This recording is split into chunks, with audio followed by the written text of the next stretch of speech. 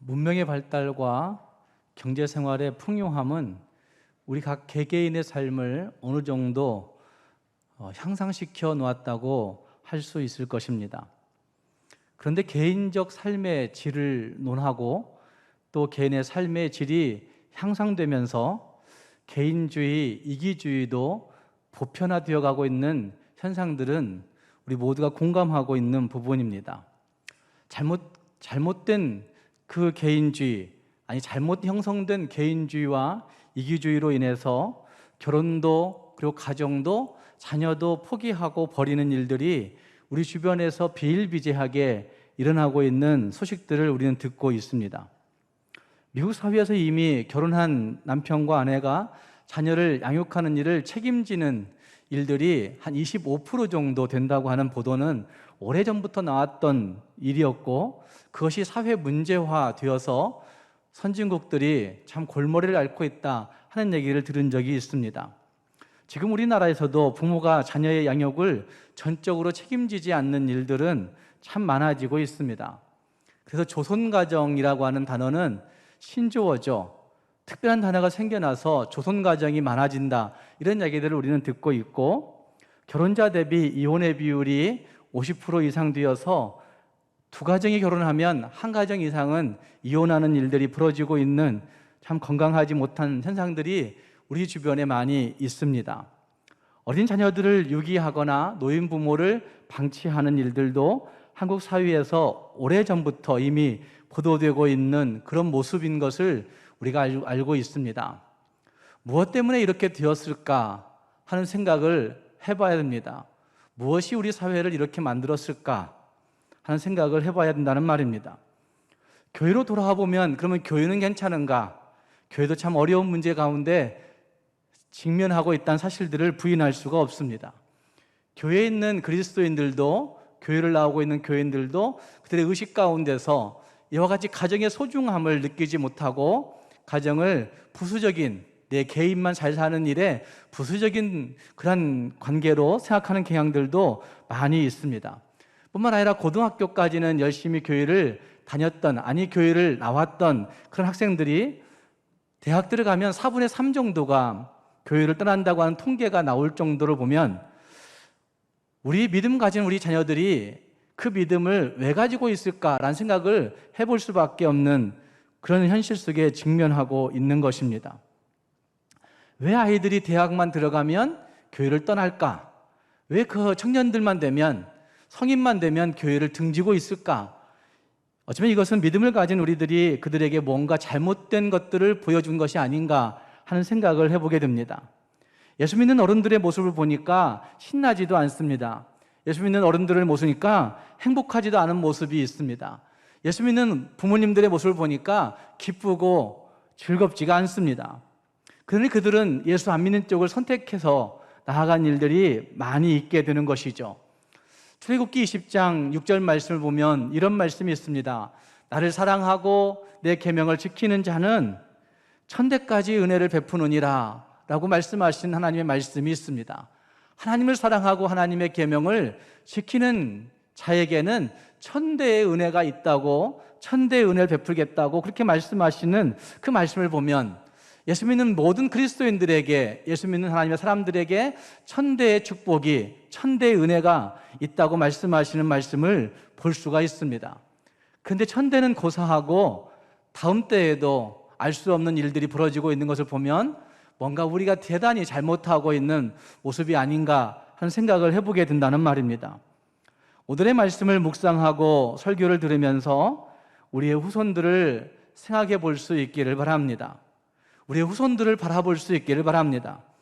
그리고 그들에게 천대까지 흘러가는 축복, 그들에게 천대까지 흘러가는 은혜, 그것을 위해서 나는 어떤 신앙의 본을 보여야 될 것인지 하는 결심들을 우리 마음속에 다시 결심하고 살아내고자 할 수 있는 우리 모두가 될 수 있기를 주님의 이름으로 축복합니다.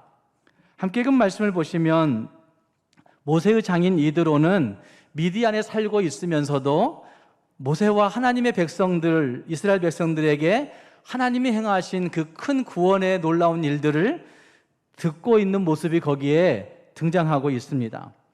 1절 말씀에 그렇게 말씀합니다. 모세의 장인이며 미디안 제사장인 이드로가 하나님이 모세에게와 자기 백성 이스라엘에게 하신 일, 곧 여호와께서 이스라엘을 애굽에서 인도하여 내신 모든 일을 듣고 있다고 말하고 있습니다.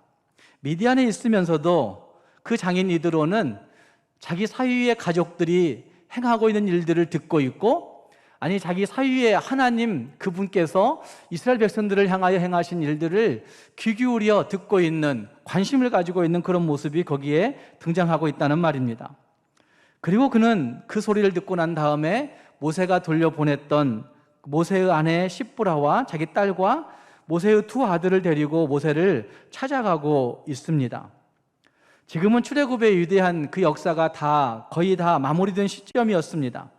장인 이드로가 하나님이 행하신 일들에 대해서 관심을 가지고 있었다 하는 사실은 어쩌면 이스라엘 민족의 그 모습이 어떻게 안정되었을까 하는 모습도 관심 가지고 있었고, 자기 딸과 사위의 그 가정에 대한 관심도 있었겠지만, 도대체 하나님이 어떤 분이시기에, 하나님이 어떤 역사를 행하시기에 자기 백성을 이와 같이 무모한 일들로 이끌어내고 계신가라고 하는 일에 관심을 가지고 있었을 것입니다. 하나님이 행하신 일에 대한 관심을 가지고 있었다는 말입니다. 모세는 200만이 넘는 이스라엘 민족을 이끌고 광야를 행진해야 하는 막중한 사명을 맡고 있었습니다. 그는 지금까지 출애굽이라고 하는 가장 큰 과제를 성공적으로 수행했고, 우리가 읽은 본문 앞장 17장에서는 아말렉과의 전쟁도 승리로 이끌어서 이제 시내산 아래까지 잘 오게 되었습니다. 그런데 모세의 여정 가운데 빠진 부분이 있었던 것입니다. 그것은 출애굽기 4장 이후에 그의 가정에 관한 부분들이 빠져 있었습니다. 모세의 가족이 왜 헤어졌는지에 대해서 성경은 말씀하고 있지 않습니다. 다만 출애굽기 4장 18절 이하에서 그 두 아들을 할례시키려고 할 때에 하나님의 무서운 책망을 듣고 할례시키지 않음으로 인해서 듣는 그 책망으로 인해서 그 모세는 그 두 아들에게 할례를 시행하고 있습니다. 그때 모세의 아내 십보라는 그 모세를 일컬어서 피난편이라고 부르면서 할례를 행하는, 자기 두 아들에게 할례를 행하는 그 모세를 원망했을 것 같이 보여집니다. 그리고 그 사건 이후로 가족에 대한 기사가 등장하지 않고 있습니다. 그렇기 때문에 이때부터 출애굽의 거사를 이끄는 모세가 일 때문에 자기 가족을 친정집에 잠시 맡겨두었던 것으로 해석합니다. 오늘 함께 읽은 이 본문 2절 말씀에서도 그런 대목이 등장합니다. 이드로가 데리고 가면서 이드로가 모세가 돌려보냈던 그의 아내 십보라와 모세가 돌려보냈던 그의 아내 십보라와 그 두 아들을 데리고 온다고 표현하고 있습니다. 돌려보냈던이라고 하는 표현이 지금 그 출애굽의 거사 때문에, 민족을 이끌어야 되는 그 중차대한 일 때문에 가족을 잠시 친정집에 돌려보내는 그런 모습이 있었음을 말해주고 있습니다. 어쨌든 모세는 이제 홍해를 건너서 아말렉과의 전쟁도 승리하였고 가나안 땅도 멀지 않았지만 가족을 데려오려고 하지 않습니다. 가족을 자기 집으로, 가족을 자기의 진영으로 데려오지 않는다는 말입니다. 가족을 찾아야 할 때가 되었는데 찾지 않는 모습이 거기에 있습니다. 그래서 하나님의 일에 관심을 가지고 있던 그 장인 이드로는 그의 가족을 데리고 그 모세를 찾아서 오고 있는 것입니다. 특별히 갈등이 있어서 떨어져 있는 것이 아니고 틀림없이 사역을 수행하기 위해서지만, 그것도 오래 떨어져 있으면 안 되겠기에 이드로는 서둘러서 자기 딸과 손자들을 사위에게로 이끌고 있는 것입니다. 고린도전서 7장 5절 말씀을 보시면 서로 분방하지 말라, 다만 기도할 틈을 얻기 위하여 합의상 얼마 동안은 하되 다시 합하라 라고 말씀하시는 말씀을 보시면 일도 중요하지만 일보다 가정이 훨씬 더 중요하다는 사실을 우리에게 말해주고 있는 것이죠. 사명도 중요하지만 사명보다 더 중요한 문제는 가정이다라는 사실들을 성경이 우리에게 증거하고 있다는 말입니다. 뿐만 아니라 디모데전서 3장 2절 말씀, 감독은 책망할 것이 없으며 한 아내의 남편이 되며 라고 하는 그 말씀을 보시면 감독이 교회 안에서 지도자가 해야 될 가장 중요한 덕목 가운데 가정이 있다고 하는 사실을 우리에게 말해주고 있고, 4절 말씀으로 가면 이런 말씀도 있습니다. 자기 집을 잘 다스려 자녀들로 모든 공손함에 복종하게 하는 자라야 할지며 라고 하는 말씀이 있습니다. 그러니까 교회 지도자들은 자기의 집을 잘 다스릴 뿐만 아니라 자녀들로 하여금 예수 앞에 설 수 있도록 공손하게 복종하게 할 수 있는 그런 어떤 지도력이 있어야 된다는 사실을 우리에게 말해주고 있는 것입니다. 일 중심의 사고와 일 중심의 삶은 가정을 피곤하게 만들고 가정을 지치게 만듭니다. 가정을 온갖 상처로 얼룩지게 만들 수 있습니다. 특히 자라나는 아이들과 청소년들에게 아버지의 부재는 굉장히 많은 문제를 야기하고 있다는 사실들을 우리는 보고 있습니다. 이들은 사역과 함께 중요한 것이 가정인 것을 잘 알고 있었던 것 같습니다. 신약 성경과는 너무 멀리 떨어져 있는 사람이지만 바울을 통하여 주신 하나님의 말씀을 실천에 옮기는 모습이라 할 수 있습니다. 그래서 이들은 그 모세의 가정 가운데 가장 중요한 가치가 무엇인지, 가장 소중한 가치가 무엇인지를 잘 깨닫고 그 사위에게 그 가정을 잘 이끌어가는 모습들을 봉보여내고 있다고 할 수가 있습니다. 이렇게 볼 때 성경에서 등장하는 이 모세라고 하는 이름은, 모세라고 하는 인물은, 모세의 모세되게 하는 결정적 요인은 바로 이드로에게 있다고 할 수도 있는 것입니다. 모세의 장인 이드로가 가지고 있던 하나님에 대한 관심, 하나님의 역사에 대한 그 기대, 하나님의 역사에 대한 그 관심도들 때문에 결국 그 이드로가 모세의 축복의 통로가 되어 있다고 말할 수가 있을 것이고, 어쩌면 그 모세의 가정을 챙기지 못하는 그 모습 가운데 이드로는 가정을 챙기게 함으로 말미암아 모세의 가정 안에 축복의 도구로 쓰여지고 있는 모습이 거기에 등장하고 있는 것입니다. 모세의 가정만이 아니라 나아가 그는, 이드로는 이스라엘 민족에게 축복이 되어준 사람이라고 할 수가 있습니다. 어떻게 그가 그런 사람이 될 수 있었을까라고 묻는다면 그것은 그가 하나님에 대한 관심을 가지고 있는 그 모습 때문이라고 할 수가 있을 것입니다. 하나님의 역사에 대한 믿음, 하나님의 역사에 대한 사모함, 어쩌면 그 믿음에서 나오는 지혜가 있음으로 말미암아 그 이드로가 모세를 모세되게 이끌고 모세에게 축복의 통로가 되고 이스라엘 민족들에게 축복이 되어진 사람이라고 할 수가 있다는 말입니다. 신약으로 들어오면 하나님의 사람들을 이야기할 때 성령과 지혜가 충만한 사람, 이렇게 이야기하는 것들을 볼 수가 있습니다. 사도행전에서 7집사를 세울 때도 성령과 지혜가 충만한 사람을 세워야 된다고 하는 사실들을 말씀하고 있습니다. 성령과 지혜가 충만한 사람을 여기 출애굽기 본문대로 한다고 한다면 하나님에 대한 기대와 믿음을 가진 사람, 그리고 그것을 통해서 나오는 지혜가 있는 사람이라고 말할 수도 있는 것입니다. 일 중심의 사고가 아닌 성령 중심의 사고를 가지고 있는 것이고, 성과 중심의 삶이 아닌 하나님 중심, 말씀 중심의 삶을 가지고 있는 것이고, 어쩌면 내가 가지고 있는 결과 중심의 사고가 아닌 가정 중심의 사고와 삶을 살아내고 있는 모습이 여기 이드로에게 나타나고 있다는 말입니다. 여러분, 성경이 말하고 있는 인간상은, 아니 기독교적인 인간상은 무엇이라고 생각하십니까? 우리가 예수 믿고 한평생 진짜 간직하고 우리 안에 형성시켜야 되는 인간상은 과연 무엇이라고 생각하십니까?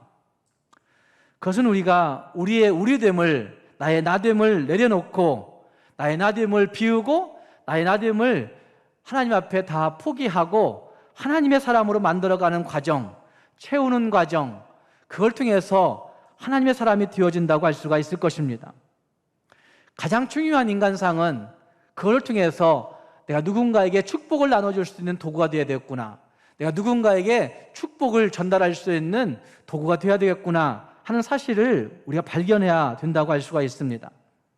누군가에게, 특히 가정의 자녀들에게, 가정의 후손들에게 복의 통로가 될 수 있다고 한다면, 누군가에게, 특히 가정의 많은 사람들에게 복의 근원이 될 수 있고 복이 될 수만 있다고 한다면, 이건 가장 바람직하고 가장 값진 인생을 살았다고 말할 수가 있을 것입니다. 사랑하는 성도 여러분, 이들의 삶을 통하여서 우리는 하나님 앞에 이와 같은 축복의 도구가 되어야 되겠구나 결심할 수 있는 우리가 될 수 있기를 바랍니다. 모세의 장인 이드로가 모세뿐만 아니라 모세의 모든 그 사람들에게 축복된 삶을 전달시켰던 것처럼 우리도 하나님을 두려워함으로 하나님에 대한 믿음을 가지고 하나님을 잘 증거해낼 수 있고 축복을 이어낼 수 있는 축복의 인생들이 될 수 있기를 주님의 이름으로 축복합니다.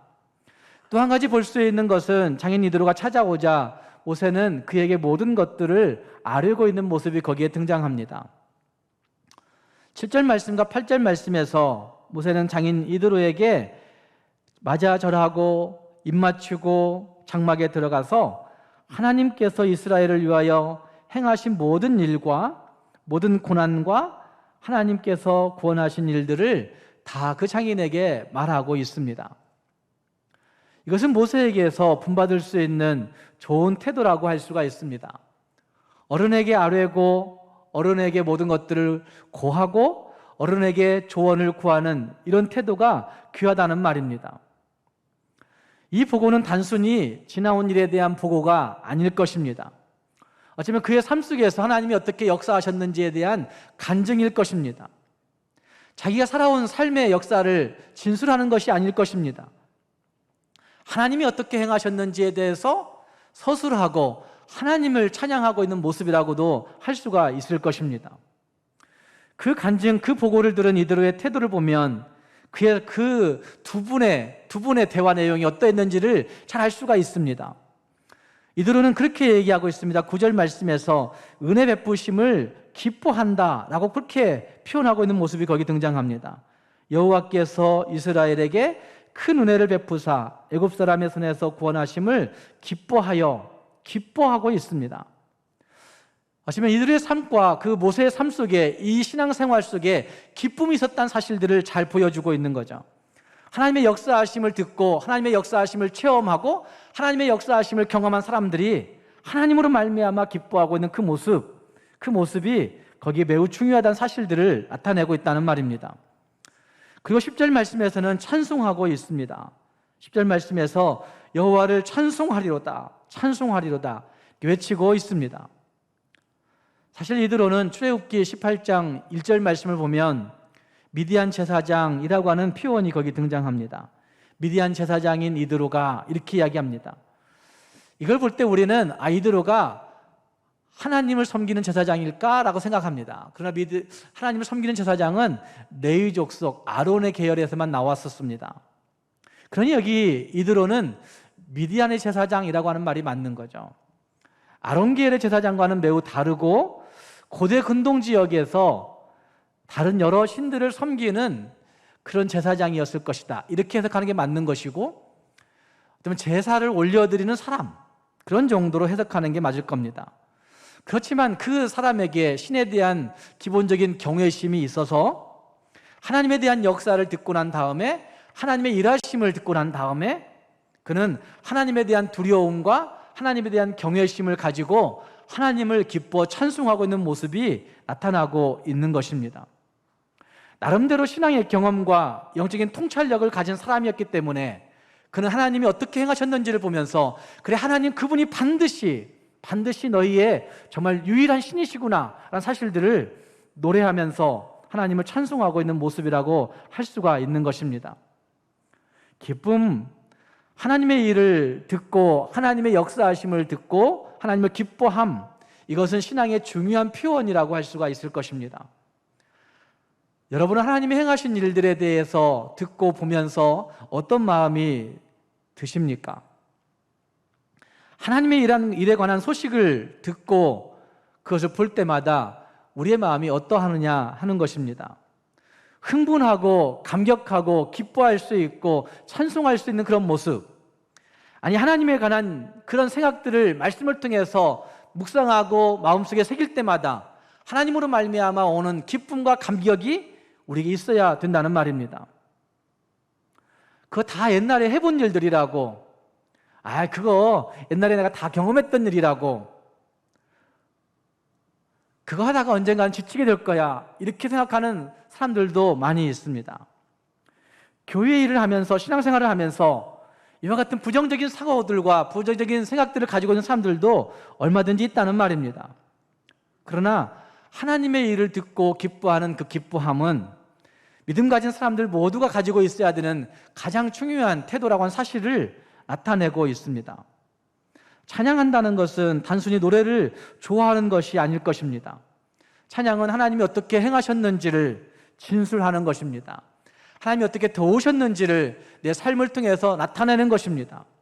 하나님이 얼마나 놀라운 분이신지에 대해서 내 삶의 모든 것들을 들여서 공감하며 하나님을 이야기하는 것이 찬송이라고 할 수가 있다는 말입니다.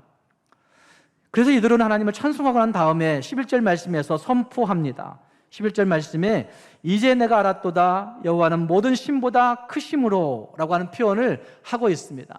이제야 내가 알았도다 여호와 하나님이 내가 알고 있던 모든 신들보다 크신 하나님이시다 라는 사실을 그가 고백하고 있다는 말입니다. 하나님의 사람들은 평생 하나님을 알아가는 사람들입니다. 단순히 지적으로만 알아가는 것이 아니라, 지적으로만 학습해가는 것이 아니라 우리의 삶을 통해 나의 전 존재가 기도와 말씀을 통해서 하나님과 부딪히면서 하나님을 느껴가는 것이 하나님의 사람들입니다. 그리고 하나님과 부딪히면서 그 하나님을 선포할 줄 알고 그 하나님을 고백할 줄 아는 것이 하나님의 사람들의 모습이라 할 수 있다는 말입니다. 바로 이것이 하나님을 섬기는 신앙인 것이죠. 그리고 12절 말씀에서는 하나님 앞에 예배하고 있습니다. 그 하나님의 놀라우신 역사 앞에 예배할 줄 아는 인생, 그 하나님의 놀라우신 인도하심 앞에 예배 드릴 줄 아는 사람, 그 하나님의 놀라우신 그 보호하심 앞에 예배하던 그 사람이 바로 이드로였던 것입니다. 이것이 굉장히 중요합니다. 왜냐하면 출애굽기 15장에 홍해를 건넌 다음에 그들은 하나님을 찬송했습니다. 그리고 얼마간의 기간들을 지나가는 동안에 그들은 하나님을 노래함이 없습니다. 이스라엘 백성들이 하나님 앞에 찬송함이 없었습니다. 하나님을 기뻐하고 하나님을 예배하고 하나님을 높이고 하나님을 기대하는 그런 모습들이 등장하지 않는다는 말입니다. 어쩌면 이것이 빠진 채 신의 산에 이르고 있다고 해도 잘못은 아닐 것입니다. 어쩌면 홍해를 건너고 쓴물이 달아지고 반석에서 생수가 나오고 아말렉 그 민족을 이기는 과정들 속에서 아 그래 우리가 잘해서 그렇구나, 우리가 똘똘 뭉쳐서 여기까지 왔구나 라고 생각했는지도 모릅니다.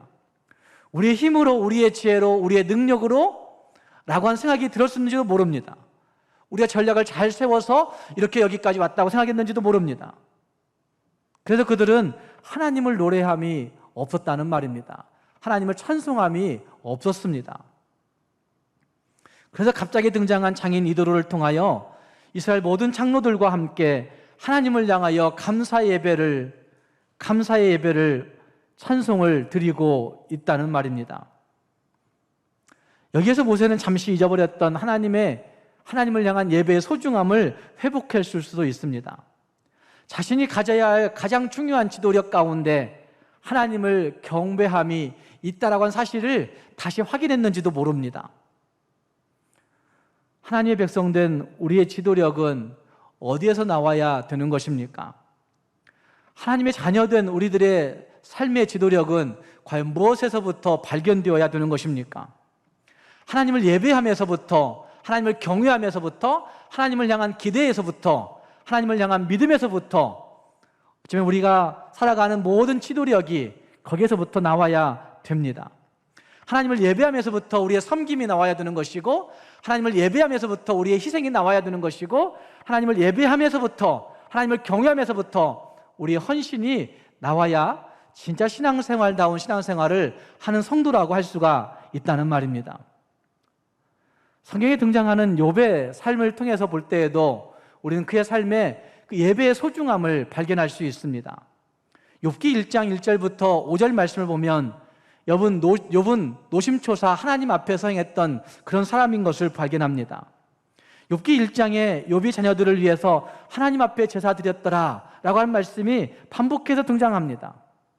그리고 욥기 1장 5절 말씀에서는 그 마지막 부분에 욥의 행위가 항상 이러하였더라 라고 하는 그 말씀을 하고 있는 것을 볼 수가 있습니다. 그러니까 욥이 하나님 앞에서 항상 그렇게 이런 모습으로 살고 있는 그런 모습이 나타나고 있는 것이죠. 하나님 앞에 항상 이러하였다는 말씀은 그 마음 가운데 하나님 앞에 서는 모습이 항상 있던 것이죠.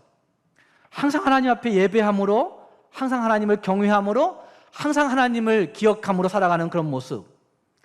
마음으로 범죄하지 않았을까 노심초사하는 그것 가운데서도 항상 하나님 앞에서 혹시 우리 자녀들이 범죄하지 않았을까? 항상 하나님 앞에서 우리 자녀들이 잘못되지 않았을까? 항상 하나님 앞에서 우리 자녀들이 하나님 앞에서 바로 서야 될 텐데, 이런 생각들을 가지고 살았다는 말입니다. 이것이 욥의 신앙생활 전부입니다. 그리고 욥기 1장 후반부부터 등장하고 있는 고통 속에 인내하는 모습, 그 전체가 인내하는 모습들이잖아요. 고통 속에 탄식하고 기도하고 인내하는 그 삶의 모습은 욥기 1장 1절부터 5절에 등장하고 있는 항상 하나님 앞에 이러하였더라, 항상 하나님 앞에 경유하였더라, 항상 하나님 앞에 예배하였더라, 이 기본이 있음으로 말미암아 그의 삶 전체에서 닥치고 있는 모든 고난을 다 이겨낸 삶의 모습이 있었다고 할 수가 있다는 말입니다. 기본이 튼튼하기에, 기초가 분명하기에 그는 어떤 고난이 닥쳐온다 할지라도 흔들리지 아니하고 하나님 앞에 서는 모습으로 설 수 있었던 것입니다. 하나님이 은혜를 우리가 허락해 주시면 우리는 이와 같이 살 수가 있습니다. 기본이 있게 될 때 하나님은 우리의 삶을 더 아름답게 이끌어 주신다는 말입니다. 에스더 일리스크라고 하는 사람이 쓴 어린이들로 기도하게 하라 하는 책이 있습니다. 어린이들로 기도하게 하라 라고 한 책을 보면 일리스키 그 자신이 3살 때부터 어머니를 따라서 하나님을 예배하는 법을 배우고 하나님께 기도하는 법을 배웠다고 그는 자신 있게 이야기합니다. 기도하는 어머니 옆에서 계속해서 듣다 보니까 그 기도 제목들이, 엄마의 기도 제목들이 자기 평생 기도 제목이 되었고, 엄마의 등에 엎여서 기도하는 엄마의 모습을 보면서, 품에 안겨서 기도하는 엄마의 모습을 보면서 그가 평생 기도의 모습으로 살아가는 사람이 되었다고 그렇게 이야기하고 있는 것을 볼 수가 있습니다. 그 기도하게 하라라고 한 책을 보면 3살짜리 아이도 기도합니다. 6살짜리 아이가 하나님 앞에 기도합니다. 말레이시아에서 6살짜리 아이가 그 설교하는 설교를 듣고서 습관적인 죄들을 회개하라고 하는 그 설교를 듣고서 그 강단 앞으로 나옵니다. 그리고 그 어린아이가, 6살짜리 어린아이가 무슨 습관적인 죄가 있었겠어요. 그래서 설교하는 설교자가 너무 두려운 거예요. 습관적인 죄를 위해서 기도하라 하니까 이 어린아이가 나오는 거예요. 도대체 너 뭐 때문에 나왔니? 뭐 때문에 나왔니? 펑펑 우는 거예요. 다시 또 물어보니까 우리 외삼촌이 알코올 중독자예요.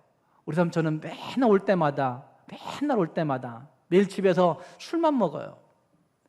그래서 습관적인 죄를 고백하라고 하는 그 설교를 듣고 자기 자신이 외삼촌의 죄를 회개하기 위해서 나왔다고 이렇게 얘기하는 거예요. 6살 어린아이가, 6살 어린아이도 하나님 앞에 기도하는 법을 배우게 하는 것이 우리 기독교인들의 진짜 삶의 자세라고 하는 사실들을 잘 보여주고 있다는 말입니다.